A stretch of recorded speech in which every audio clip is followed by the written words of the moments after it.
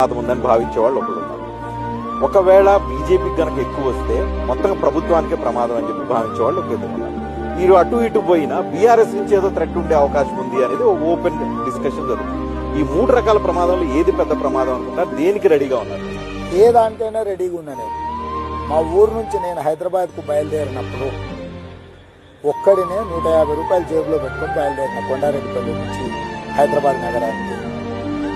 అక్కడి నుంచి ఇక్కడికి వచ్చిన ఇండిపెండెంట్ జడ్పీటీసీగా నేను గెలిచిన రోజు 2006లో ఎవరైనా ఊహించిందా నేనేమన్నా అవుతా అని?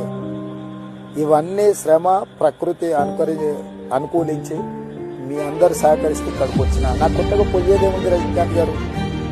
తెలంగాణ రాష్ట్రానికి 2వ ముఖ్యమంత్రిగా నేను బాధ్యతలు చేపట్టిన.